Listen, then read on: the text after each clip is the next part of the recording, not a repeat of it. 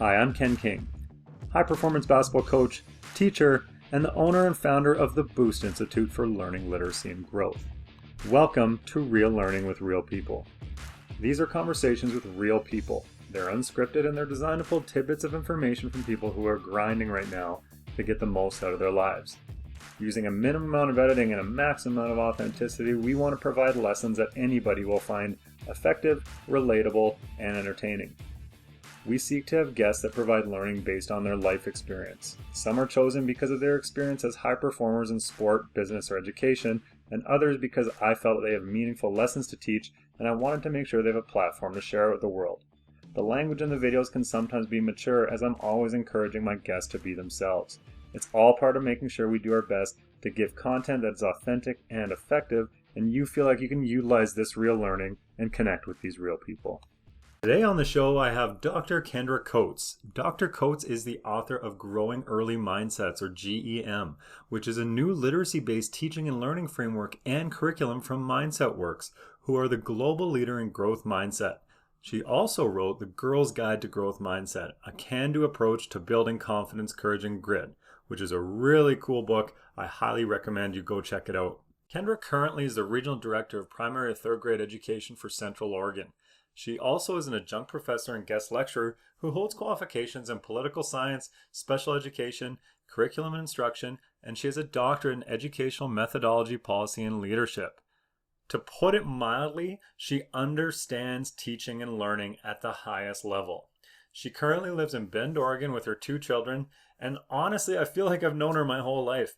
Kendra and I had a couple really great chats leading up to our conversation for Real Learning, Real People. We continue to chat a bunch after, and she's just really easy to talk to. I'm excited to provide you with some free learning from Dr. Kendra Coates, as her insights are extremely valuable, and I'm sure we'll have her on the show again. Here's Dr. Kendra Coates. Hi, Dr. Coates. How are you? I'm good. How are you? Very good. Sitting here in front of my definitely real background. Yeah, I can tell it's real. You've Yeah. got real written twice Yeah, exactly. to emphasize the realness, I guess. Well, and if we know anything about the world right now, it's that if I say it's real online, it's real. Dun dun dun dun. Yeah. So how's everything going where you're at? What's the weather like? How's the family? It's all going okay. The weather could be nicer for sure. We're getting some snow the other day, and it's like, come on, Us too. where are you Yeah. still, right? Yeah. Do you get it quite a ways into the spring? This is Like we do late. here? Is it considered okay? Like we're getting close to it being weirdly late. Oh, okay. You're so weirdly late for you. Okay. Yeah. For us, we're high desert here in Bend, so we can get snow fairly, April, May. Yeah. And but we need sun right now. Obviously we're all cooped up. And so when it's raining or snowing, it's like, no, that's not helpful right now. Yeah. It is probably for, the environment in terms of forest fires, but Yeah. Like the silver line and everything, right? yeah, there's always another side to something, right? Yeah. Well, I'd like to dive right into some more detail about you, and we're gonna kind of let things flow from there and see what kind of learning we can pull from that. But I'd love to hear a little bit more about your background, going all the way back to um, walking out into the world. Go. Did I walk out into the world? My Yeah. mom, I don't know if we'd have to check with her. I don't think I walked into the world, but I did get out into the world. Yes. Yeah. Yeah. And I got out into the world. I've been West Coast, so I was born in LA. Not that we need to get into where I was born per se, but I think that matters. Absolutely. And my childhood, I was so blessed to be in the middle of 2 brothers, and very vibrant human beings. And thus then, I don't know, we always kind of debate like who, in growing up, who ultimately was leading the pack, so to speak. And being a middle child and a girl, the only girl, it was probably me, and we know it. I was kind of more behind the scenes, in terms of how we interacted. So older brother got like attention, and was very good at coming up with ideas, and curiosity was prime time in our family for sure. My parents um, definitely are curious human beings, very empathetic, very human centered. Um, I grew up watching them, go to school. Um, when I was um, trying to think, like maybe, like kindergarten, we were in the Bay Area, and my dad was called back, or called out, I guess I should say, by his parents to go into the profession that they wanted him to go into, which was theology, being a pastor, because he Okay. was had an experience when he was in first grade where he was hit by a truck and pronounced dead on the spot. And his mom, my grandma, this devout Lutheran, German Lutheran, like said, "Hey, God, please prayed, right? Save my son, and I'll turn him over to you, right, for Right. service." So my dad was up at UW when we were little. We were up in Washington. That's where my mom's from. And he was wanting to be a teacher, a history teacher. So he was at UW going to school. I'm 3 or 4, around that age. And his parents come and say, "Hey, buddy, when are you going to, this history thing's fine, and being a teacher thing is fine, but when are you going to go to school um, to, be a pastor, to serve the Lord?" And so then we moved from there, went to the Bay Area. He went to seminary and got a master's in theology in Berkeley there. And that's where I started school as a kindergartner, and spent many days, because it was half day kindergarten at the time, my younger brother and I going with my dad, on BART and, buses to get to school, like his college. Um, so for me, growing up in sort of this environment to where, learning and curiosity and really spending time understanding, and interacting with others, and always being in situations then with adults. Because then when you then grow up as a pastor's kid, so we all did, right, for several years until my dad served, I guess, as long as he could. And, he was definitely a gentleman that was challenging the status quo in religion. And I learned a lot of that early on, because I find myself now in my profession, right, in the profession of education. I very much exercise critical thinking, and challenge and question, and curiosity leads me for sure. And I know that I learned that and was taught that early on, and watched my mom and dad do that in many different ways, and model that. Right. And so when you do spend time around people in those settings, in like service oriented settings, you develop certain skills, and I definitely have developed certain skills, and credit that period of time with being very curious about other human beings, and therefore then curious about myself, and that then led me into not teaching. I did not originally want to be a teacher. What was first? Well, again, so growing up as a pastor's kid, there's all the stereotypes, right, of on the continuum. And I definitely spent time, teaching Sunday school and, all that kind of stuff, and being around kids. And I loved being around kids. I was good, quote unquote. People viewed me as a trustworthy person, right? And always would say, "Oh, you're a natural with kids and with people," and all that. Right. So people would say, and even my dad, would say, "Oh, you're teaching, grow up to be a teacher." And I loved school. I loved learning. Played school all the time with my little brother. Forced him to be the student too much, I'm sure. But it didn't like appeal to me. for whatever reason. Like it wasn't like, oh, I'm going to go to college and be a teacher. So when I went to college, yeah, I think it was probably my freshman year. Is it freshman year when we have to declare a major, or I think at sophomore the year, or yeah, I think right before you're a sophomore. yeah, something like that. So I call my dad and I'm like, oh, hey, God, I'm supposed to declare a major, what are your ideas, Mom? What are your ideas? And then my dad says something like, well, Kendra, you've always been fascinated by politics, um, advocating for women, what about political science? Okay. Yeah. So I majored in political science. And then as I was taking political science courses, I was like, what the hell is all this? And even I think at some points, Ken, I think if you ask friends and who I went to college with, what I was talking about back then, I mean, I definitely was claiming I was going to be president at some point. Yeah.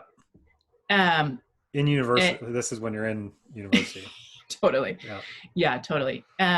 And definitely, at a party, like, when we all get going, and too much drinks are flowing and no, I'm going to be president, I'm going to run in like 2032. And I don't even know if that was an election year, I was just throwing out like an even number that maybe was in the cycle of 4 years. But at a certain point then I was like, oh, with politics, you need to understand people. And then that's when psychology came into play. And so I ended up declaring like a double major in psychology. However, when I went my senior year, I did my final presentation, for both the majors. And I did the first one for political science. Yep. Went and did it. And I was looking at sexual harassment in the workplace at the time. This is, mid 90s, right? And I then, because I hold a fixed mindset about public speaking, I freaked out and was like, oh my God, I don't want to go do my presentation for psychology. So I never actually, even though I have more credits in psychology, officially I don't have a double major in psychology because I didn't go do my presentation after I was burned out after the first one. My stress and anxiety and my fear of public speaking like crippled me. And I'm like, oh no. At the time it was like, oh, good. Like I found an out, like, oh, I don't have to show up to do that. Yeah. So yeah, that I didn't go, teaching wasn't what I set out to do. But then you graduate with a bachelor's degree, and what from a liberal arts college, what do you go to do? Yeah. Guess what? I mean, what do you think I went and did right after college? Well, I'm trying to think of the blank slate that would have been laid out in front of you. Yeah. In your region, like a great employer would be a place like Starbucks. My best friend, who is a teacher and went to school to become a teacher. Yeah. Because we were at a liberal arts college outside of Seattle. She was at Starbucks for sure. Yeah. See, like that's good. Yeah. No. And they take care of their people.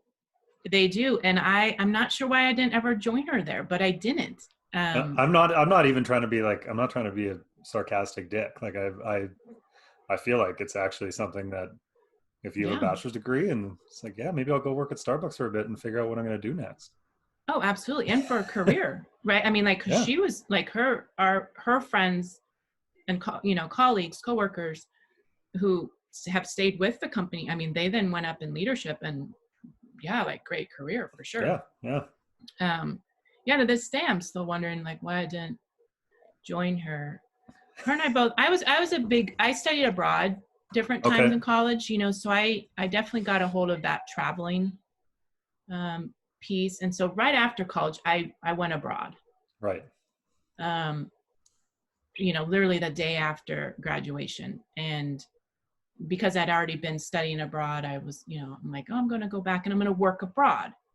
The problem when you're 22 is you don't know, and you don't know a lot of things. So my boyfriend and I at the time, we landed in Heathrow Mm-hmm. with this big idea that we were going to work abroad and just travel. And the officer asks when we looking at our passport, well, what's your plans when you're here, right? And we're like, well, we're gonna work. Well, and they're flipping through the passport. Where's your work visa? Oh, well, don't we get that here? No, you get that in the country of origin. You flew out of SeaTac, Seattle. You need it. After getting a job, that key step. So the big stamp, right? You have 90 days. You're out of Yeah. here, back to Heathrow, flying out. You have 90 days. Oh, okay. That's how that went, right? Yeah, yeah. So that happens. Then you start realizing, okay, yeah, what am I doing? And then came back to the States and ended up down in LA working in after school. I was an extended kindergarten teacher. And because I had experience working with kids, my parents, when I was in high school, started a community preschool and childcare center. I then was a teacher assistant, did all this work with kids in the field of education and care. So it was kind of like, oh, that's my back, I do have that experience. And then was like, oh, that's right. I only have a bachelor. What am I going to do? What am I doing? What do I want to do? And political science came back around, Ken. And I was like, okay, maybe I'll get a master's in political science. So came back from LA, came back to Portland, enrolled in post-baccalaureate courses and took Russian politics. And now I'm bartending and cocktail, the whole, thing that you do when you're 23, 24, and just kind of like, and it was the Russian politics class that sealed the end of political science. I was like, that's not it. I think I went to maybe 2 or 3 classes, read a couple chapters of the text and called it good. Then it was back to, let's go back abroad. Maybe I can teach abroad. And then I spent a couple years in Korea. Just drop that, and then Korea. Yeah, back then it was like, this is like 99, or 99, 2000. And I Yahoo'd, right? You don't Google, not Googling back then. Yahoo'd, teach abroad. And hey, I learned the work visa process. So within maybe like 24 hours, I had a contract that I signed, passport photo submitted to Seoul, this language institute in Seoul. And I was saying, coming out of the space where I was on my computer, doing all this. And I say, Mom, do you want to ride with me up to Seattle? We were in Portland. Do you want to ride up to Seattle with me? Because I was visiting my parents at the time. Do you want to ride up to Seattle with me to get my work visa? I'm heading to Korea to teach, and I leave in 2 weeks. And she's like, huh? Wait, you leave in 2 weeks to where? I leave in 2 weeks. They're sending me the ticket, the airline ticket. I just signed a contract to teach English in Seoul for a year. And that's how that went. So I head off and spend the year teaching in Seoul, loved it. Came back for summertime, went back again for a second year. This time I went to a town called Sokcho, which is the northern coast, just about 10 miles south of the DMZ there. Right. And spent that year and then started trying to figure out, okay, like, am I staying abroad then forever, or are you heading back to the States, and what are you going to do?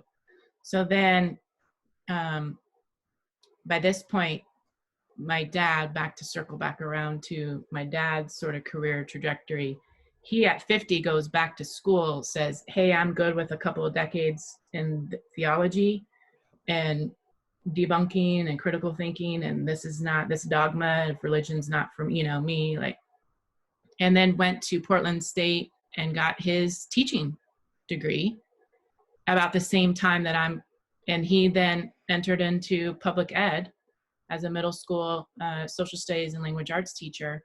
And so when I'm in Korea, he's starting his first like years teaching, and he was at a middle school in Portland, and there was AmeriCorps. Are you familiar with AmeriCorps? It's kind of like the Peace Corps, but the United States Heard of it, but version. I don't know much about it. Yeah, so think Peace Corps global. AmeriCorps you serve years in this program called AmeriCorps, from social services, education, etc. Okay. And it's a volunteer program, and you get stipends and college stipends, and it's a year of service, or 2 years. You can serve 2 years. And he had an AmeriCorps volunteer was serving at the middle school, and he had just said, hey, when you come back to the States, when you finish your contract there, this is an idea. So I entered into AmeriCorps when I came back.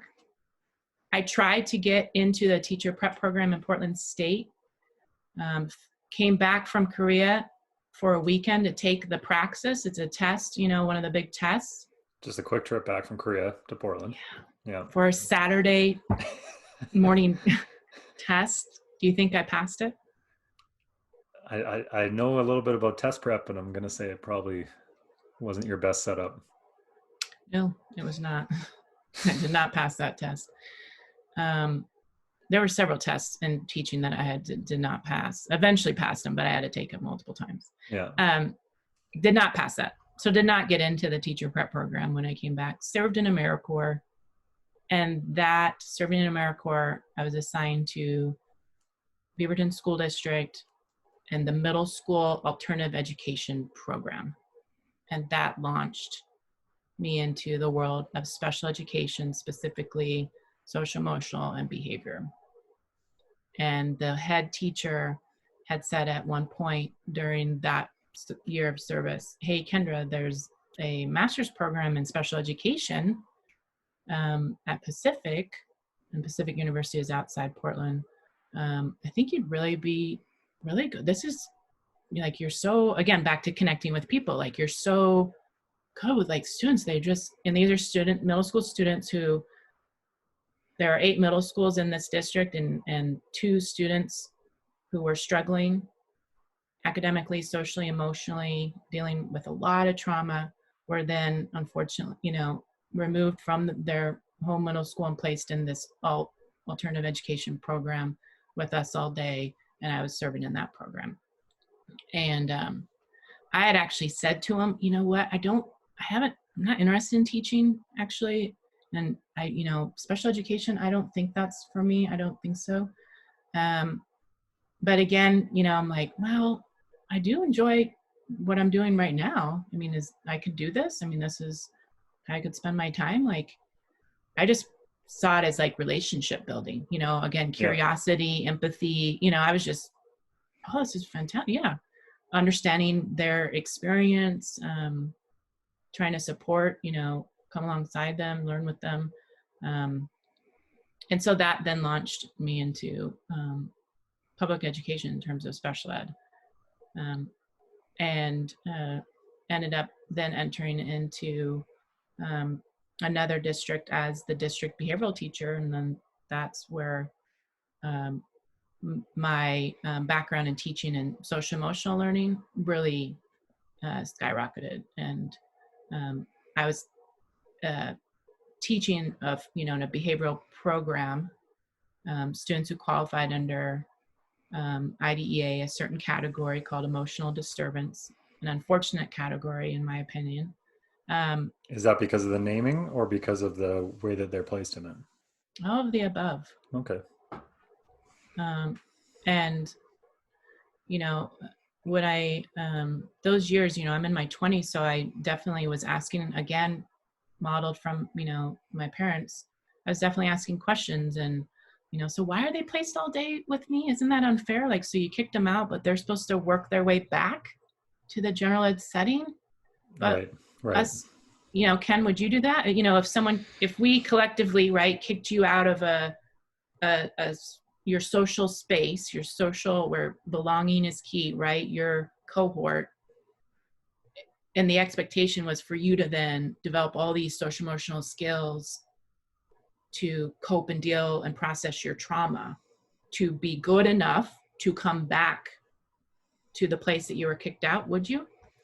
Yeah, I think it brings up an interesting point. And I have a lot of friends who are teachers, and we t- they at least two or three of them work in a very similar area, and we've talked about this fairly extensively. And the answer is no, and it's we see it everywhere. Yeah. You get asked to leave a group, or you get forced out of a group, or maybe sometimes you choose to leave a group. You don't often fight to get back in. Instead, you create belonging in your new group. Just look at prison, right? The people who become institutionalized and formulate stronger and more meaningful relationships to them inside than Yeah. outside. Yeah. So I can see for sure how that might be a little bit of a challenge, I guess, with somebody who approaches things the way you do. You Mm-hmm. said something. You said something there that I think is interesting. You mentioned it a couple times, and I've already got a full page of notes, and usually it takes almost the entire interview to before I get all the way through the questions and notes that I that I have. So this might go a little bit longer than the time that I had originally said, but Sorry, no, it's good. It's um, but not sorry. Yeah, no, I was that gonna was say a it's sorry, but not sorry. it's you, it's your story. It's interesting enough to write notes about, which is good. So um, you said that even with your parents. Well, first of all, with mom and dad, if you had to describe dad in a word, what would that be? In one word, describe my father. Unique. Okay, and what about mom? Wise. Okay, that see now I have a what made her wise? Um, well, so my mom, um, my parents met in college, Mm-hmm. ironically, where I ended up going to college, outside Seattle, there in Tacoma, Washington. Yep. But my mom lost her mom when my mom was only 7 to skin cancer. Okay. And so her life trajectory, obviously, when you lose your mom and you spend then time on the planet without your mom, her then sort of, yeah, trajectory was obviously greatly impacted. And um, she went to college and she wanted to be a nurse, but she wanted to be other things before. But her dad back then, the traditional um, stereotypes about women, she's of the generation where she wanted to be an FBI agent. Right. She wanted to go in the military, and her dad, who had served in World War II, was like, absolutely not. So, nursing then at this particular school, um, Pacific Lutheran University, is a well-known program. And so she went, and that's, my dad came up from LA and he went there, and they met. Um, they then exited PLU and went back down to LA together. So by the time they come back up, and my dad's at University of Washington, my mom at that point was having us kids, right? And was then home. And so she didn't travel this traditional, and she didn't have, what her and I've talked a lot about this, she didn't have a mom, or any parent for that matter, telling her and needing to tell a woman, right, a young woman, no, go to school, like, you Right. stay on your path, like your career, um she didn't. And so her wisdom is, because you then travel the world without your mom, that key human in your life, that your heart, your soul, like, our moms are our moms, right? um her wisdom is just, she is like, she always has the most insightful, empathetic, um, um, knowledge and insight to always share.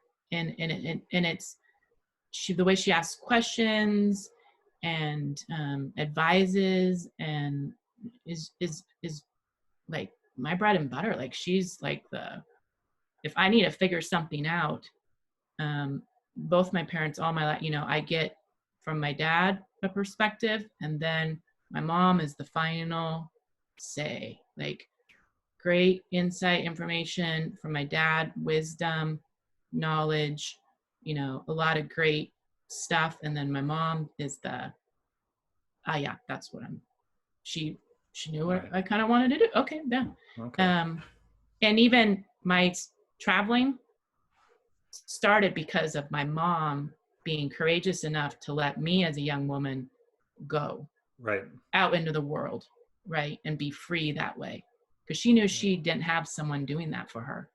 If anything, she had a dad who was scared, who lost his wife, that was then a single dad with 3 kids, and was just like holding on to them tight. And no, as a woman, young woman, you're not going to go,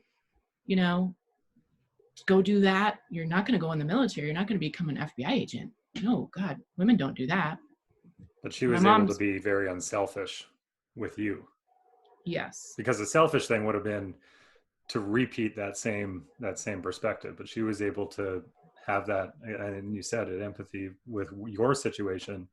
Yeah. And probably it doesn't seem to me like she was in spite of maybe not traveling a lot, it still seems to me from what you've said that she was relatively worldly in spite of maybe not traveling. She had a pretty broad scope of knowledge, and was able to see that for you to have success in the world, that broadening your perspectives and seeing some different things would probably benefit you. Absolutely. And she did get an opportunity. She was a saxophone player and a really good Okay. one. So with her high school, she performed for the Queen, way Oh, back. really? Like she traveled the world. Yeah. Early on, like her senior of high school, they did a tour. And so by the time then and she didn't want to go to the college, which was near her home. She didn't want to go there. Right. She had other ideas, but her dad wanted her close. Yeah. Again, when you have that fear of profound loss, right? You want to control. Absolutely. And so once she met my dad in LA, it was like, oh, you're going back down to LA? Well, I'm out of here. So at 18, 19, she leaves Washington and is like, LA, let's go. Yeah. And her little Volkswagen Bug, with her saxophone in the back seat, like, let's do this. So yeah, she had has a unique combination of empathy for others and understanding, but I think a deep self empathy, and was definitely. Remember when I said who I asked to go to Seattle to get my work visa, and I'm gonna Yep. go to Korea? Who would I was like, Mom. Yeah. Yeah. And it wasn't like, oh my God, Kendra. It was more of like, oh wow, okay, cool, all right, Yeah. let's talk on our way. And we literally got in the car and left, and she was the one who took me to the airport. My dad did too, but I mean, it was even in high school, right after high school graduation, my first travel was with my German class right after high school graduation, before I went to college. Mm-hmm. And it was my mom who I called to say, hey, the German teacher's asking, if anyone else is interested in going this summer. I think I want to go. But she needs like a deposit of a certain amount of money. Could you come down to the high school and drop off a check for the deposit for the flights and stuff? Me calling from high school office, Yeah. to like a work phone or something. I don't know where I was going. And I don't know now as a parent, I know those behind the scene conversations, but all I know is I talked to my mom, and all I know is after I graduated from high school, I was free and heading to Germany, that opened up my eyes, and I just kept going then. So you said that's really interesting. I think I'm glad we circled back around on that, because I think that gives a really interesting perspective on, especially on your mom. And when you talk about challenging and questioning and thinking critically and that kind of thing, and how your dad always had that, and that's always been a part of your life. Would you say that, because and actually I just did one of these the other day with somebody who described themselves the same way. I can totally be a rebel without a cause. Like I can be in a situation and it's like, nope, fighting that. It's like, really, why are you? I just feel like I should. And like I have a few of those moments, and especially not that I'm old, but like when I was 18, 19, 20, 21, doing my bachelor's, I was totally guilty of finding causes just to go up against them and that kind of thing. And Yeah. so would you say that you fall maybe more towards the rebel without a cause, where it's just like, if there's something that you don't believe in, but you don't necessarily know all the information or anything like that, you'll go up against it? Or are you really just, you're willing to ask questions about anything just to gain a higher understanding? For me, it's definitely the latter. Okay. And with the idea of like rebelling for me, places like me against something already. So even when we say like disrupt the status quo, and we use that a lot in education, right? Yeah. Yeah. In a sense, I'm fundamentally just wanting to be free.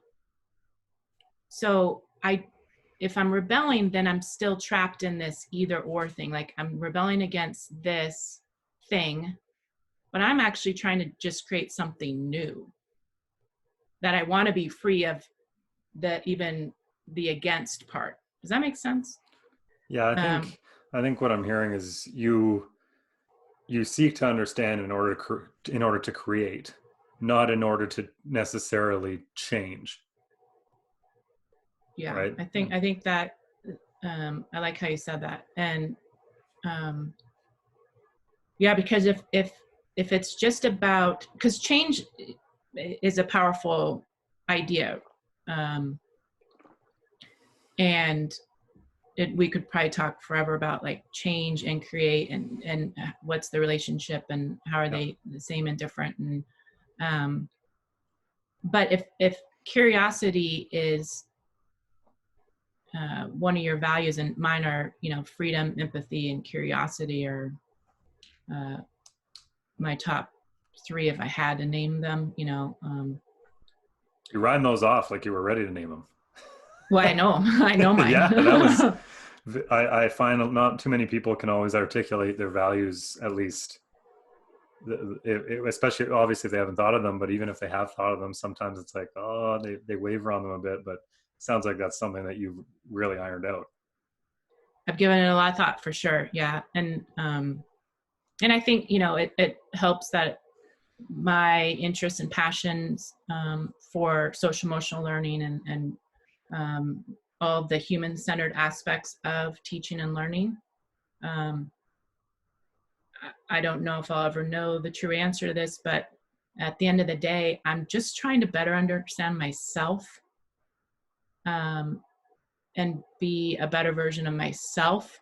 But really trying to understand myself, like, because I know I have a lot to learn. Yes, that's a cliche, but ultimately, if freedom is one of my values, and I'm trying to, integrate and align my life and with our values, which is what we hope to do, right? Because when we're not in alignment, then that tension is there, and that's when stress grows and burnout and all that. Yeah. I know that I have a lot of unlearning to do, and it's the unlearning that is one of the hardest parts of teaching and learning, because we don't talk about it. We even say teaching and learning, not teaching, learning, relearning, unlearning, and I guess we assume under learning is unlearning, but it's not explicitly called out. And so when I entered then into a profession that was about teaching and learning, I was entering in this human-centered way. Like, I was coming back from being around the world. And so when I was with middle schoolers who were struggling, I was sharing like a different perspective. It was like, your academic, like academic skills, like, is everybody making a big deal about that? Like when you're navigating a completely different experience that others are, I guess, not trying to understand what your story is. Back to stories, right? I was curious about what their stories were. What were they experiencing? How did they feel about things? What were their thoughts? What were their perspectives? What were their perceptions? And I would ask them a lot of questions. But I think that was a habit and a skill that I developed going way back when. Because you can't be a pastor's kid without listening to a lot of wise people, right? Of all generations, Yep. I get believe that. yourself at a coffee hour after the service, and you're at a table, as a 10-year-old or an 8-year-old or not, listening to so-and-so tell you, and they're sharing their life story with you over their Yeah. coffee and coffee cake, and you're just politely, listening and taking it Yeah. all in, and kind of going, oh, that's fascinating, and so that plays out now in what I do, right, and how I think and feel and live and lead and all of that. Totally. And I think it's not surprising to me, and this is actually it's a great segue, how that type of attitude towards relationships, where wanting relationships and wanting the connection, and being curious about all that kind of stuff was a big thing for you. It's not amazing or it's not, I guess, a surprise to me that that would then lead you to be involved in something that's so heavily growth mindset laden, in the sense that there's sometimes when we talk to people about growth mindset, it seems like such a reach for them to really come around on some of the concepts, especially things like feedback, or some of the curiosity, or all those kind of things. Mm-hmm. Skills being able to be learned just as a basic concept is sometimes something that people just won't budge on. Yeah. But on the topic of growth mindset, mm-hmm. I was talking to another guest on the show the other day about it, and I said to him, I was like, I think it might be one of the most bastardized terms of the decade. And I mean that with all due respect for Dr. Dweck's work, because obviously it's groundbreaking work, and it's super impactful, if used properly, and if actually instilled, and not just used as quotes or as posters, or as something that we want to have. And at our company, we're trying to figure out a way to measure it a little bit more effectively, and not just growth mindset, but any kind of change in culture. Mm-hmm. But when it's extremely frustrating, and I'm sure that you see this all the time, and many of your colleagues do all the time, where it's like, we taught about what a growth mindset is and a fixed mindset is, and now we have a growth culture. We have a growth mindset culture in this classroom, in this company, in this whatever. But then there's somebody like you, where it's like, just in your stories, you talk about how, do you still have a fixed mindset around public speaking? I do. Yeah. Really? Yeah, for sure. And it's so that's really, I think maybe we'll pull on that a little bit, just because I don't know why this is, but as I with an understanding of different mindsets, I can hypothesize that it's because I did a crap load of it as a young kid, but I've never been afraid of public speaking. Like, it's just, I have more a fixed mindset about going to a party where there's like 50 people in the room, though I'll be fine in it, and I can kind of fake being a bit of an extrovert, than I ever do about having to talk in front of a group of 1,000, 2,000, or whatever. But something tells me that you might be a little bit more comfortable in that room with people than I would be, and a little bit less comfortable on a stage in front of people than I would be. Yeah, maybe so. I wonder, like, do you think that just goes back to the amount, again, just hypothesizing, it's like, I just did it a lot. I had a lot of teachers that made me public speak all the time. It could be, for sure. Because like what you're pointing out is this idea around, practicing something and building a neural pathway for public speaking, right? Which is a skill. Reps. Like in sports, and reps and reps and reps and reps. Yeah. And so if someone would have told me, let's go back to the early college days, that, Kendra, you're going to be going around the United States as a consultant, you're going to be keynoting conferences, you're going to be presenting, you're going to be, I would have been like, fuck no. Like, no. Because I was the one back at PLU, I was the one, remember, with the psychology. I did the one presentation. I'm like, no, that's good. I'm good. Because I entered into a class would look at the syllabus really quick.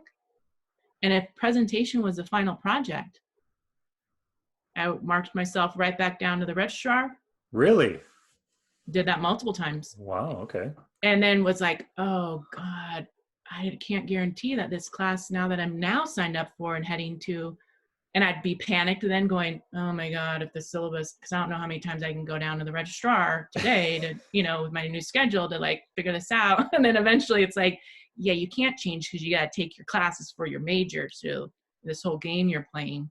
But again, right, I was like creating my own world. Like, I'm like, I don't need to follow your rules. Like if I want to write a paper, and that's my form of communicating, and that's it. Like, don't try to put me in a box, Yeah. Like it wasn't, but it was because of many factors. Number one, I had a dad who spoke for a living. Right. And yes, I did a lot of that then too, right? The stereotypical pastor's daughter that never was Mary in the Christmas pageant, but always was a freaking narrator. Like that was my work, right? Like, but my fixed mindset then comes from my dad being praised for being a natural public speaker. And, were even headlines back then, he was named the golden voice of California, Wow. was in debate, was known, like his voice is known. Right. Yeah. And he has a unique tone and a very commanding voice. And then couple that with, when I do get ready to like speak in public, I get really nervous and anxious. And so then I associated those emotions and feelings with, I must not then be a natural at it, because naturals must not feel anxious or nervous or have their sweaty palms or, face flushed or, armpits sweating or whatever. Right. Yeah. So I just thought, well, that's me. My armpits are sweaty. I must then not be a natural. I wasn't born to public speak. Exactly. Like really stereotypical fixed mindset record. Right. Yeah. So now when someone says, hey, Kendra, you want to come speak? My neural pathway is really strong for my fixed mindset neural pathway about public speaking is still really strong. Back to the unlearning piece, right? Still really strong. I want to go, hell no, don't want to. Yeah. Thank you. I'm glad you're paying attention to my work, but no, I don't. I don't want to come. No. Then my growth, I've been building that pathway. So my growth mindset says, Kendra, say yes. You've done it many times before. You know how this goes. You'll be in the hotel room the night before. You'll start panicking a little bit. You'll figure out maybe a way to get out of it. You won't though. You'll go do it. It'll be fun, and and that's the process, right? Doesn't mean my anxiety and stress about it goes away. It just means that I can say yes versus my fixed mindset holding me back and keeping me stuck and saying no. Yeah, I guess I shouldn't act surprised when you say that you have a fixed mindset around public speaking, considering that is the most feared thing in the world, or at least it was a few years ago statistically, that there's no bigger fear in the world than speaking in front of large groups. But because it's judgy. Yeah. Us humans are so judgy. Well, and the thing that blows my mind now, and it's kind of a these kids these days rant, but is how people will go on here. Like it took me, I've thought about doing this show for years. How many years? Some version of this. Yeah. Like just wanting to talk to people that I wanted to learn from and share it with people. Yeah. Since high school. Okay. So that long. Yeah. Like I've thought about it for a long time, but the thing that is very fixed in my head is that when I speak in front of an audience, hundreds, maybe 1,000 people in a room, I do it and then it's done and it's gone. But when I do this will be forever. Yeah. Right. Will. Like I just watched a video that I don't even know how it got on the internet yesterday, but they were doing an online course with a college. Yeah. And the one girl in the class forgets that she's on a video call with the class. Right. She just goes into the bathroom and sits on the toilet. Oh. And then she kind of looks down at her laptop and like flips the laptop away, and it's like, yeah, that's forever now.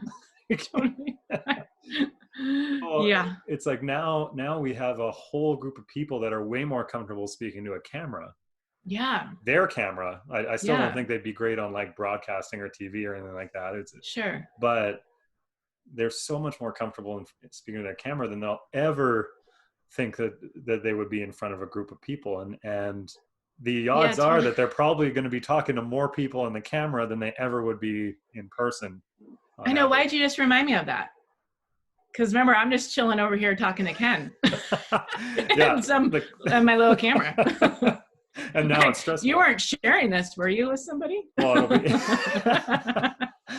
it'll be be really awkward if the queen comes back when obviously the queen watches this and is like, I remember her mom playing saxophone. Yeah, no, exactly. Yeah. Circa 1968. Yeah.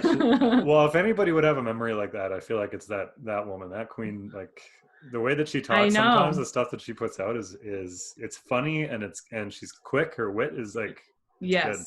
Yeah, for sure. Which speaks to the importance of to drop this in. We grew up with a lot of humor. Yep. Witty humor, and we, the dynamic I started with my brothers. Yep. Like that, and my mom and my dad are both quick and witty, and sometimes we can get going too far. Oh yeah. With then the sarcasm, and then it's okay, that stung. And somebody cries.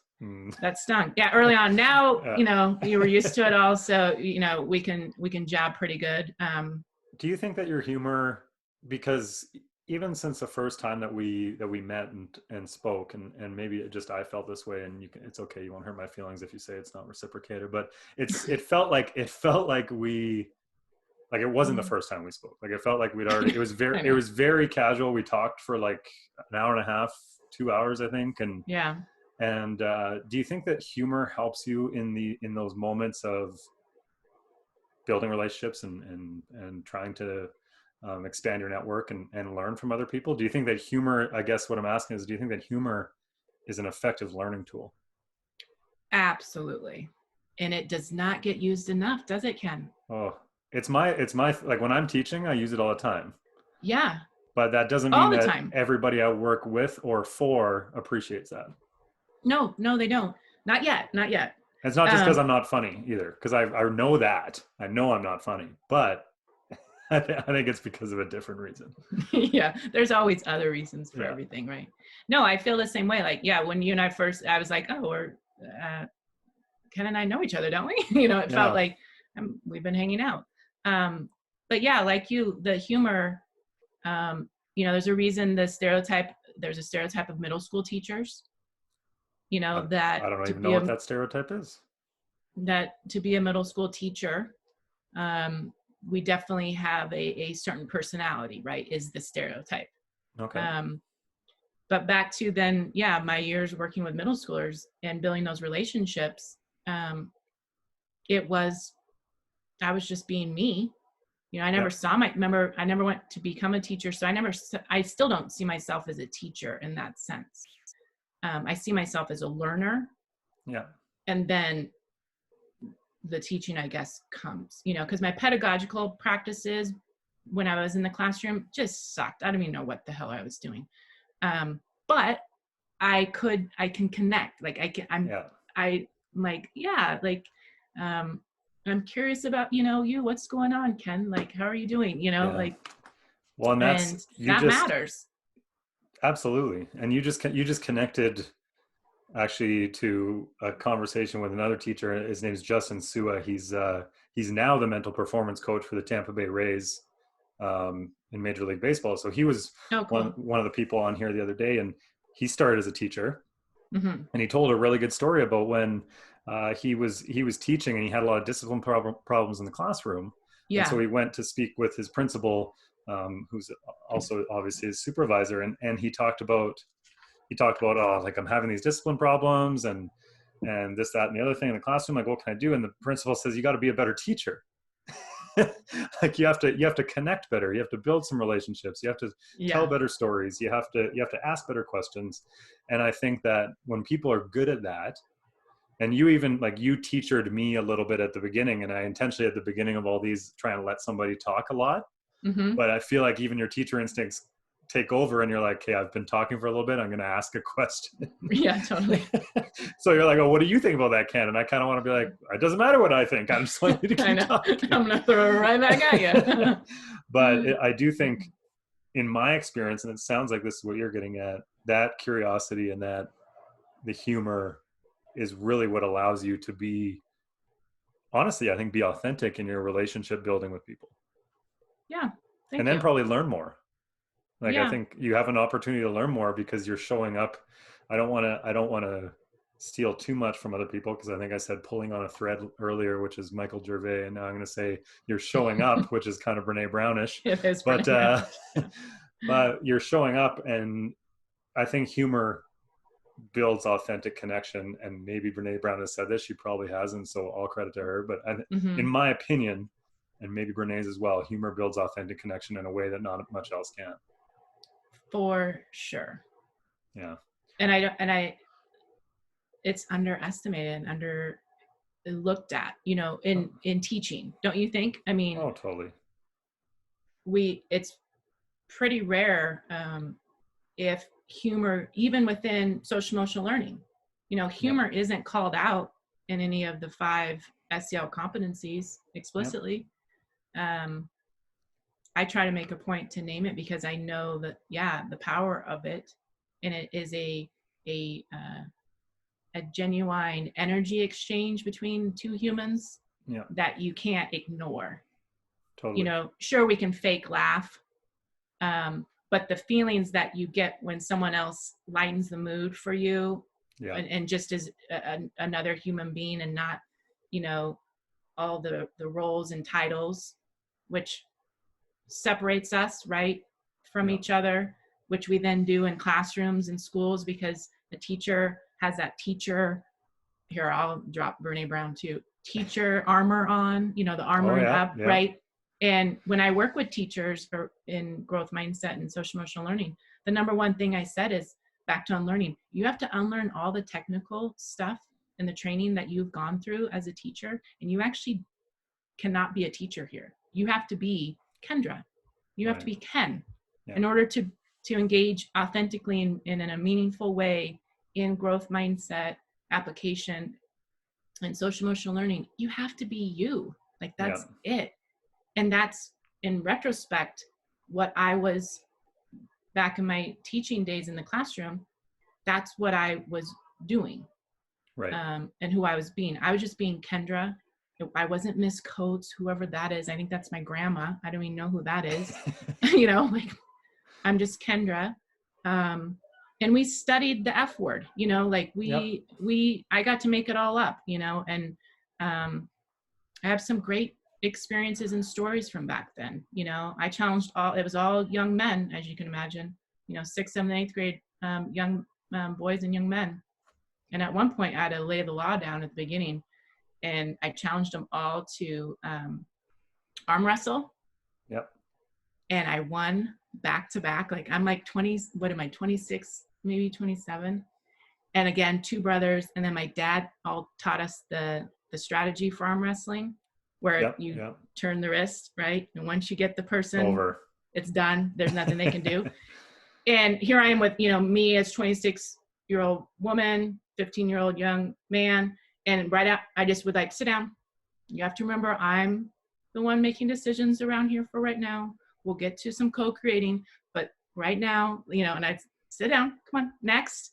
And at the end of that period, I was like, my arm was hurting. I'm like, wow, I really had to establish my power there. Like, oh my God. Like, I'm glad it worked. Like, Well, that's really interesting to me too, because I've been criticized for a lot of things, but I've been criticized in my almost. teaching sometimes for being unprofessional when I'm doing some relationship building stuff and using maybe a little bit more of a relaxed setting to do it.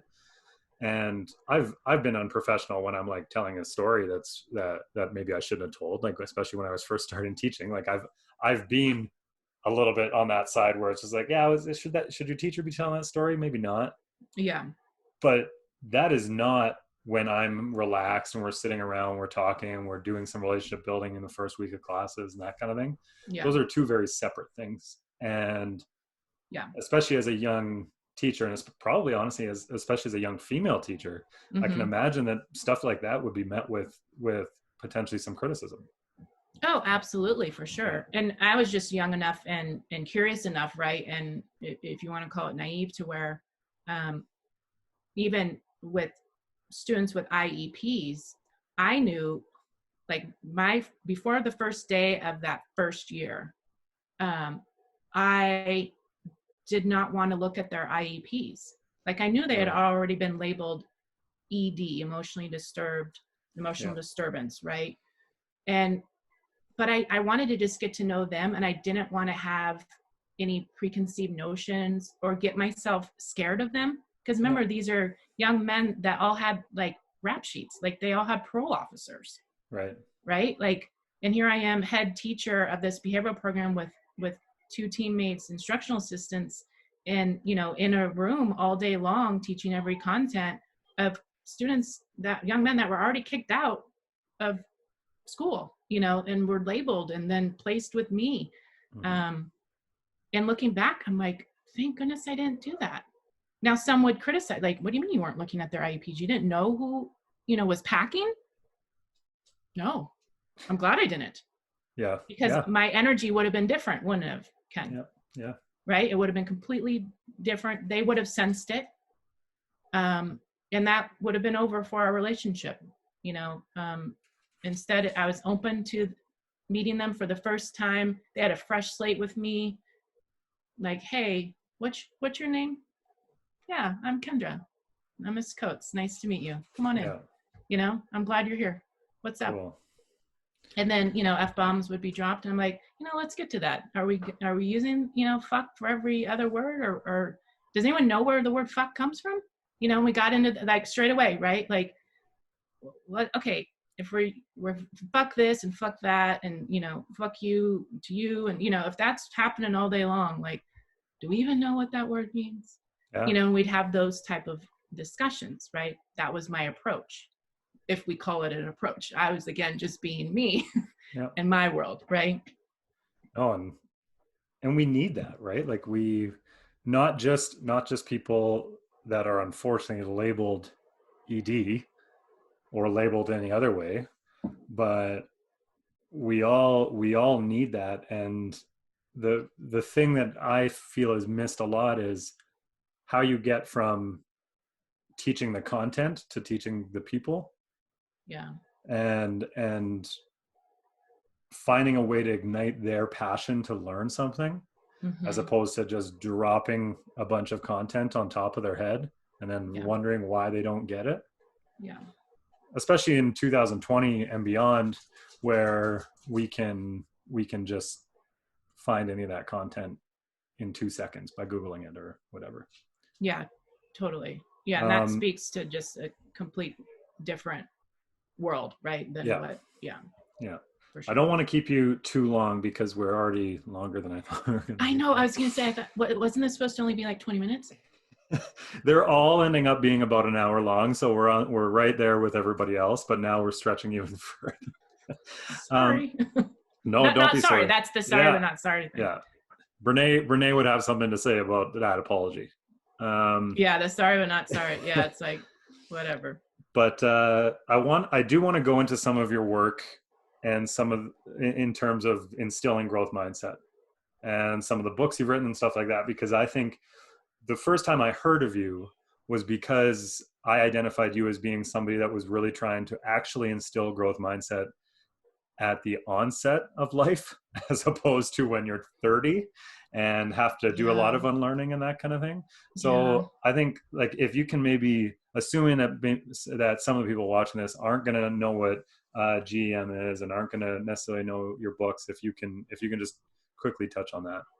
Yeah, well, thank you for referencing growing early mindsets, and then the acronym is GEM. But yeah, again, so kind of the background of knowing then that I started out in early childhood and elementary, then went middle school, which is intervention. So start prevention, then intervention. when I was teaching growth mindset and SEL at the middle school level, I was pregnant with my now 5th grader, and I was going, why do we keep doing this intervening thing? Like, it makes, it's not making sense to me. Why are we waiting for there to be an absence of something for us to teach it, and introduce it? And I understood and do understand growth mindset as a fundamental global scientific discovery shift, right? And I liken it to discovering that the world is flat. Are you out of coffee? Did you just look at your mug and you're out of coffee? Do you need coffee? No, I don't need coffee, and I'm not opening that door because the wiener dog is out there and he wants in desperately. So. Oh, okay. Sorry, I wasn't trying to prioritize my empty cup over your very good insight about growth mindset. Everybody's gonna be watching this, gonna be like, "Wow, what an ass!" Ken, it's okay. You have permission. Give yourself permission to be like, I want to drink of my coffee, and it's out. I mean, you're gonna have saw colleagues. My kombucha.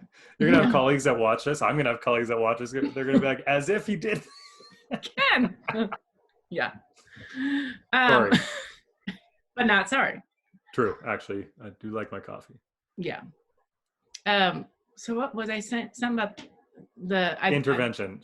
The intervention, prevention. Yeah. Thank you. And so the way I, from the very beginning, was and do understand growth mindset was this monumental shift, like I was saying.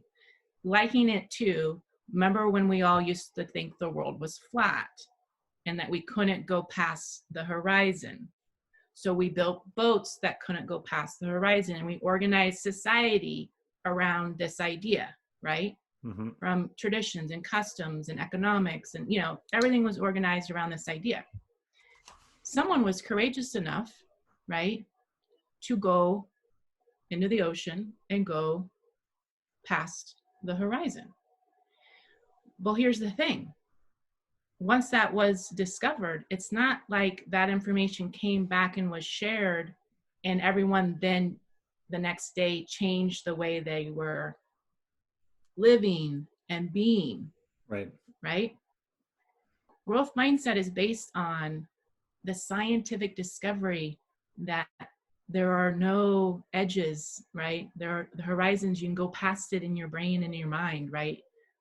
Malleability, neuroplasticity, neurogenesis, those were scientific discoveries that we had.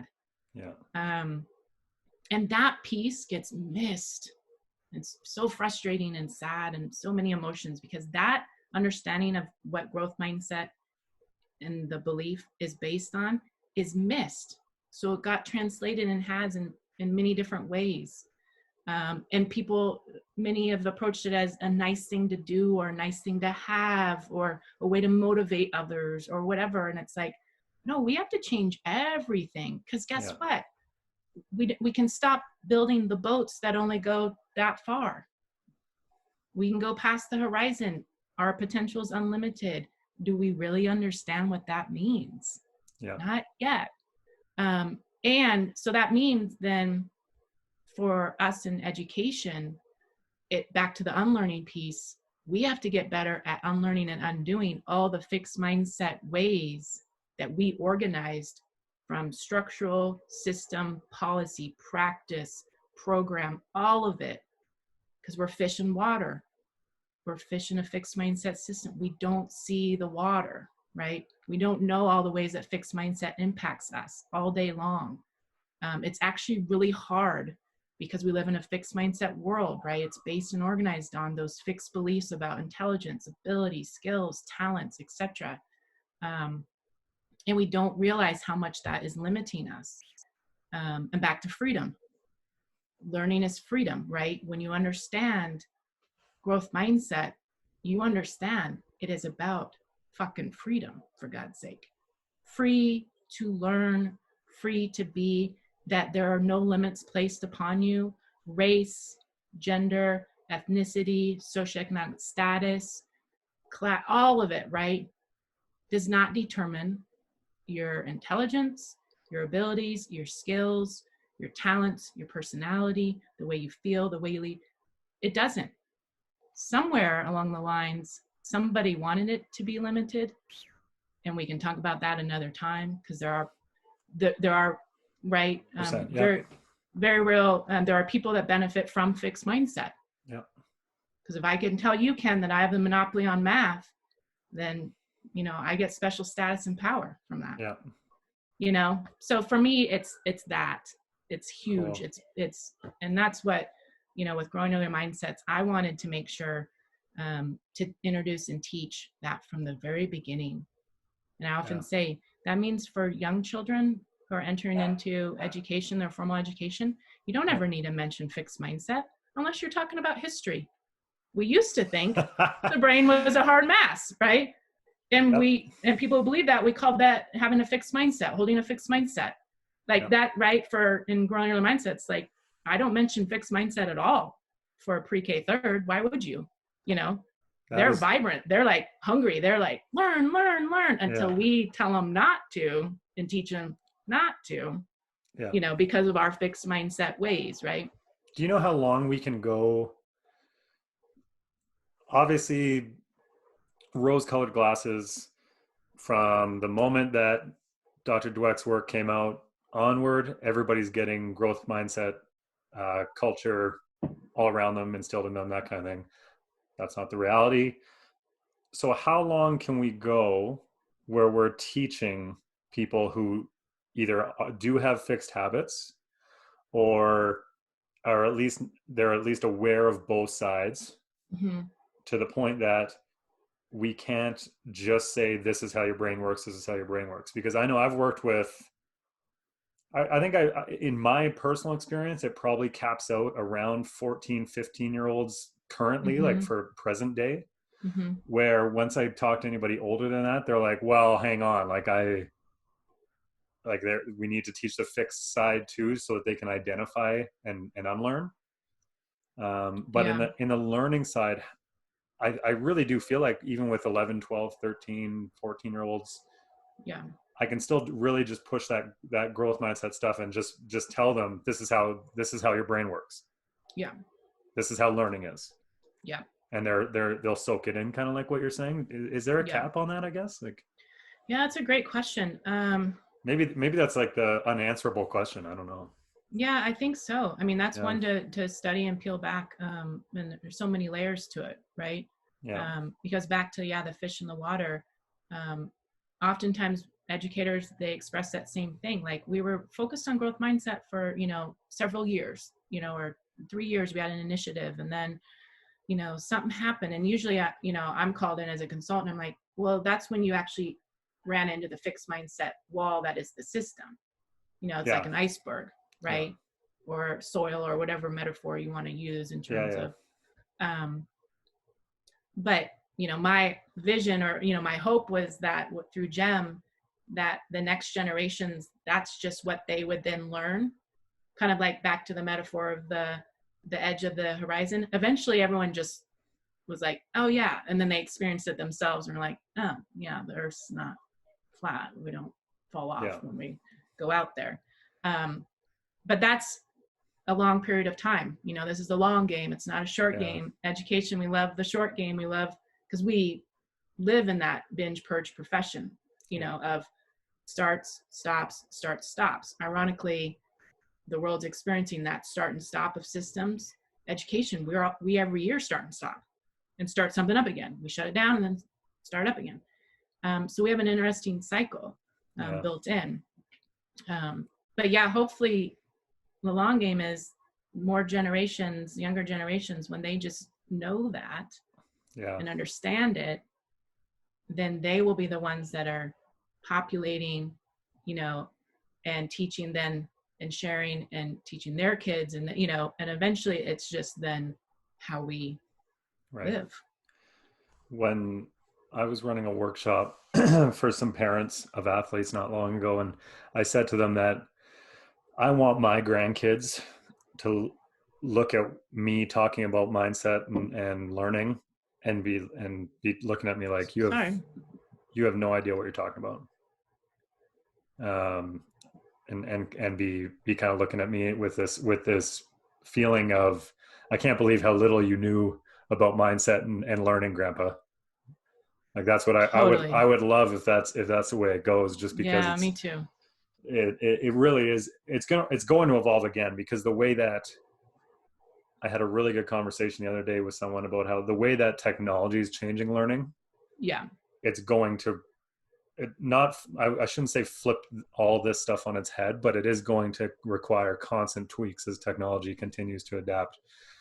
Just Absolutely. as we think about things where it's like I'm wearing glasses that are now a cell phone and like stuff like that, right? Like Yeah. it's going to change everything. Yeah. I do And want there's to, waves, like what you're saying. There's like waves. Like there was a wave of growth mindset being introduced, right? yeah, That's wave one or phase one or whatever, yeah, and then there'll be, yeah, deeper understanding. And the more of us yeah, that are wanting to continue to go deeper and expand, and, that is another opportunity that will then reach more in deeper ways and more meaningful ways. And hopefully the true definitions and the integrity of what growth mindset means yeah, will be revived and revived again and revived again. And, yeah, that's learning, right? I mean, that's the process of learning. yeah, yeah. And I think, I think one of the scariest things for me is that I'm surrounded by so many people that are like they're in the circle. So I'm like walking around like, yeah, everybody gets it. Like everybody's pretty much on the same page here. And then Yeah. I'll go in with a client or with a group or run a workshop or speak or something. It's like, oh, Yeah. Not okay. yet. Yeah. This is why people like you and I still get asked to come do stuff. Yeah. um, Yeah. but I do want to kind of hit you quick with some questions that hopefully give you a little bit of pause just to come up with the answers, just because I want to get your hot take, I guess, Okay. on some stuff in teaching and education and that sort of thing. So the first question I have is just around critically thinking as a young teacher. So I know a lot of people who are currently coming out of their bachelor's of education, looking to be middle school, high school, elementary school teachers. Mm-hmm. Is there a tip for approaching what seems to be an ever-changing curriculum Mm-hmm. that you would have for young teachers to be able to make it their own in a way that's effective? In terms of making curriculum their own Yeah. that's effective. And I guess maybe just like a habit, not any specific curriculum, but just like a habit to have as they approach getting that content. Yeah. Well, I mean, you named it in the framing of the question. I mean, it is really exercising critical thinking skills, um, and and having an awareness that um, the curriculum itself, um, back to what I was saying, grew out of a fixed mindset frame. Right. So, you know, increasing your self awareness and building that neural pathway, right? For just the awareness of what is perpetuating and protecting fixed mindsets and what is growing and perpetuating, growth mindset. Like, and Yeah. that comes down to us getting really good at um, being able to name what we need to unlearn and undo. Like, what do we need to stop now? Right. Um, and for young teachers, new teachers, they have an opportunity to, um, like you said about your vision as a grandpa someday, and your grandkid going, oh yeah, you didn't really know that much. Um, like for young teachers to grab a hold of that notion of be yourself, understand why you went into teaching, or how you ended up in your journey like I did. I didn't go into teaching, my journey unfolded, um, and know why you're there, and know that you're an important voice, and the system will try to silence your voice and minimize it and ignore it.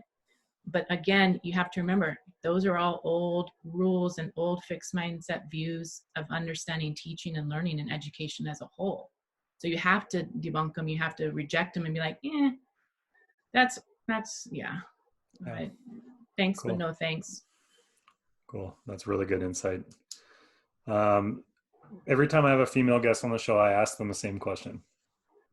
And that preloading of the question probably makes you a little bit nervous.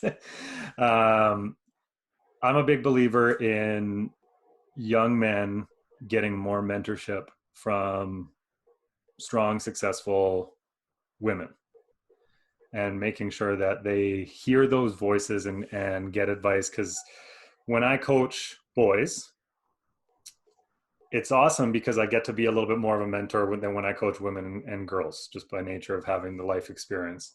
Mm-hmm.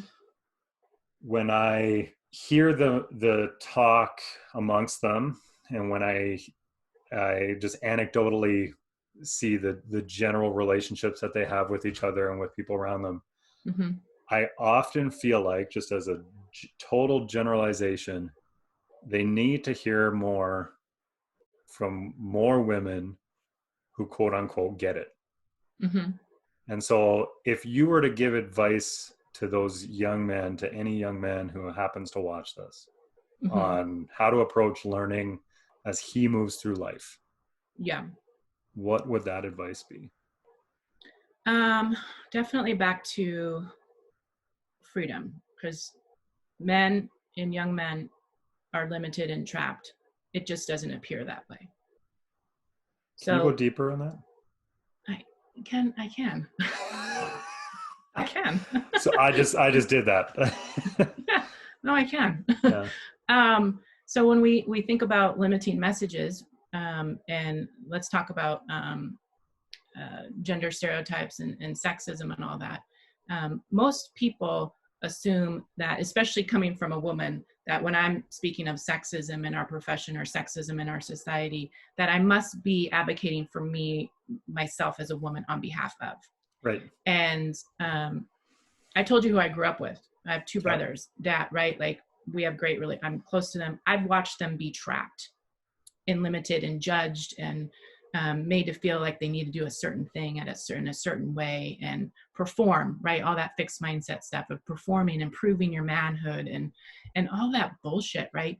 And when working with young men in middle school, the relationship was like, no, you've been trying to fit into a box, and because of that, you don't think you can cry, right? And I did many exercises where I would have them, this is going to date it a little bit, but watch Lonesome Dove. Are you familiar with Lonesome Dove?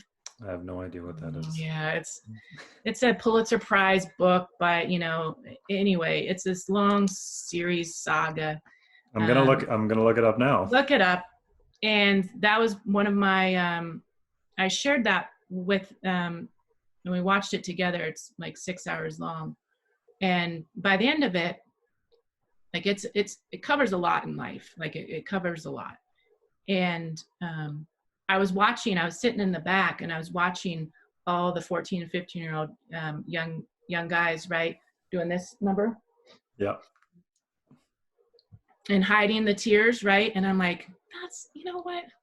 I feel for them. Like they can't even feel free to like cry right now when it's freaking sad. Like the two main kids, like it's a sad part. It's devastating. Yeah. So they all came over and I sat them all down. We were in a circle and I'm like, here's the thing. You all are not heading out of this room until you all claim and own your emotions. And you all were crying. Every single one of you. I watched y'all. You were crying.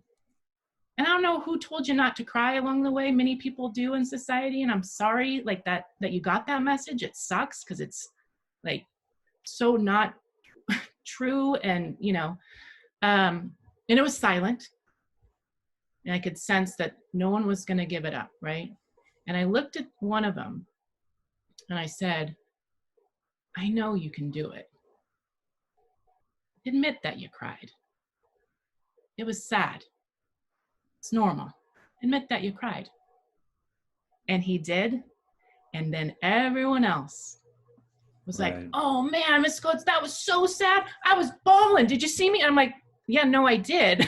You were doing that whole, when you're kind of watching a movie and you start doing this at your dad, and you were like, no, it was hey, everybody, I heard you. I watched you. It's totally normal. It was a sad, sad movie. I think, like, yes. Yeah. And it's that, right? Like all the stereotypes and all the limiting messages that are coming at you all the time that, and even with us than women. Like women then being conditioned to think that a man or crying is somehow a weakness or something.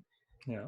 And it's That's, like, now it's a cycle, right? yeah, Yeah. right. And then we react in a different way, back to conditioning, right? And I'm like, I have a third grader who identifies as a boy, right? And my motto with both my kids around sadness is cry and get a hug, cry and get a hug, cry and get a hug, cry and get a hug. Don't skip sadness to anger, because that's what we do as humans.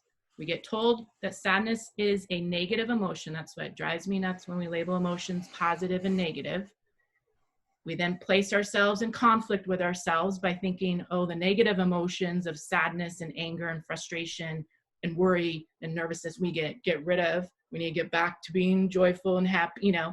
We've set ourselves up to be in conflict then with ourselves and to hide and minimize and ignore our negative emotions. And young men, boys are taught that at a very young age. Toughen up, stop crying. What are you crying about? Think about all the statements we have, like, don't worry. Yeah. Why did you just tell someone not to feel their emotion? Don't be scared. There's nothing to be scared of. Wait, that human, Ken, is feeling scared. Ken, there is something to be scared of. Feel it. Yeah. Now take fear along for the ride. You don't need to conquer fear. You don't need to control fear. You don't need to overcome your fear. All these like really combative sort of words we use, to like wrangle our emotions, which then puts us in conflict with. So it's back to like, really everyone back to free, like be free to express your emotions, be free to express who you are, be free to express that you don't know who you are yet. You're learning, you're becoming, right? Like you're changing. But the stereotypes, we got to let go of all the bias and the stereotypes and the roles that we think we're all supposed to play as men, women, non-binary, however you identify in the continuum in terms of gender. It's like, God, we got to give ourselves a break, because it's all made up. That's the point. Back to the horizon stuff. It's all made up, and it's false. And you got to learn how to reject it. Go, nope, that's made up. That's a rule that I don't know who wants to follow that one, but I don't. It wasn't written for me. And most rules, I don't know who they were written for. Yeah, and that's I've coming back kind of to the rebel without a cause thing. It's the question why around things like that. Why is it that way? It's amazing how many times, especially in teaching, but in all the stuff that you're talking about as well, whether it's gender identity or things like socioeconomic stuff or politics, or it's like, why is it that way? And nobody can answer the question. Like there's nobody around anymore who knows. Everybody who made it that way died. And they didn't even know. They were making it up. That's what's great, when you study the history of intelligence, right? Yeah. With Sir Francis Galton. I have a slide in one of my, slide deck of his picture with a little thought bubble that says, I made it up. Yeah. and he did, he was like trying to follow, Darwin, who was his cousin or, uncle, or, and trying to understand the superior men, and he started then making some stuff up, with his students and his team. And once you realize that the stuff's made up, and it's all socially constructed, once you grab a hold of that, it helps dramatically, right? It really does. We were just talking about that with money the other day. And like national debt, whatever that actually means. Sure. Right? Because it's pretty fluid, but that's a whole other conversation. It is. In a phrase or two, best advice on learning. Best advice on learning: to know that part of learning is unlearning and relearning, and they all go together in a really symbiotic way. And learning in general, I've said the word multiple times, is your freedom space. Cool. I really like that. I love how you clearly articulate your values, and I love that you live it through your entire concept of teaching and learning, and you almost can't help but it's like once every 10 minutes Kendra Coates says freedom. It's and I think that's awesome because like you can say that you have values and you can write them down on paper, but to actually have it be so enshrined in what you do as a teacher and as a learner and that kind of thing is really, really cool. And I think I've never heard learning and freedom associated in the way that you have today, and I think that that's a Mm. really cool. Um, and cool doesn't even do it justice. It's just the word that I default to all the time. But Mm-hmm. it's a really unique and really insightful way to look at learning. So I appreciate that a lot. Well, thank Um, you, Ken. if if anybody wants to follow you or keep up with you, social media, website, that kind of thing, where can they go? So Dr. Kendra Coates, and that's Coates. Um, and that's Twitter and Instagram. And then my website is Up by Design, www.upbydesign.org. Do you know what the UP stands for? I I've given it away a few times. I was just on there before we got on this call, and now I'm blanking. Unlimited potential. Potential. So unlimited potential by design, right? And really living life, living your up. Not easy to do.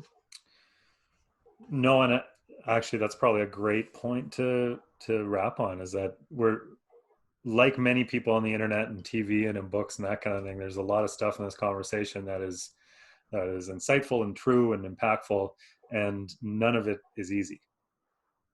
And there's no shortcuts. There's no easy button. And I No. think that's the struggle. The struggle is real, and Yeah, and and worth it, absolutely. and worth it. Yeah, absolutely. Because guess what? To finish this up, you and I are going to get off this right now. And our fixed mindsets will most likely be triggered. And we will start reflecting and going, wait, what did I say? What did I, right? Because we're Yeah, thinking we need to prove our worth, right? yeah, That you are worthy of talking and having this platform and, yeah. right? And performing and perfecting and pleasing. That's some Brene Brown right there, right? Oh Like, yeah. and that's fixed mindset. The P's are fixed mindsets, that performance zone, where we feel like we need to prove and please and perform and perfect and all of that. And it's all again made up. So when it gets Totally. triggered, when we pop off and you go get your coffee and your dog, and I go get my kombucha and check in to see where my kids are at with their ice cream Yeah, bowls and Lucky Charms of 10 bowls later, right? yeah, Remember, it's a reject. You then reject it. Comes in, you go, yeah. Well, and I get it probably 10, 15 times afterward because then I have to go through and package it all together. So I get to re-watch myself talk, I and I know, hate that. I I know, hate me talking. I know, right? And that came from somewhere, Yeah, right? That message.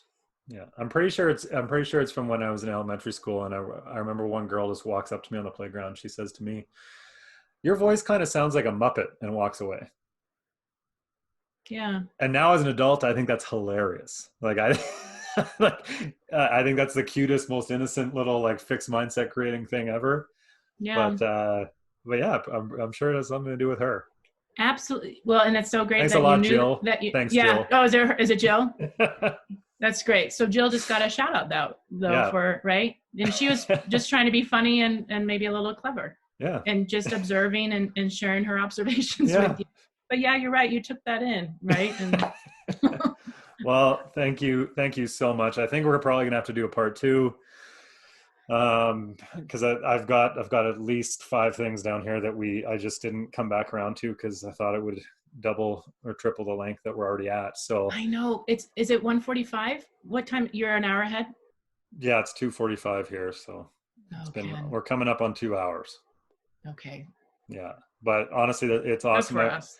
I really appreciate the time. I'm super excited to get this out and people to be able to hear all the awesome insights you had and No, thanks, Ken. yeah, I think I know there's going to be a lot of teachers and coaches and people like that who maybe know what growth mindset is as a term, but haven't really gotten the depth of understanding that you've offered today. So I appreciate that a lot. Oh, well, thank you, Ken. And I love what you're doing. And I'm glad that your idea that you had so long ago, that you were able to exercise, right? Some confidence, courage, and just go for it Yeah. and create this platform for these important conversations.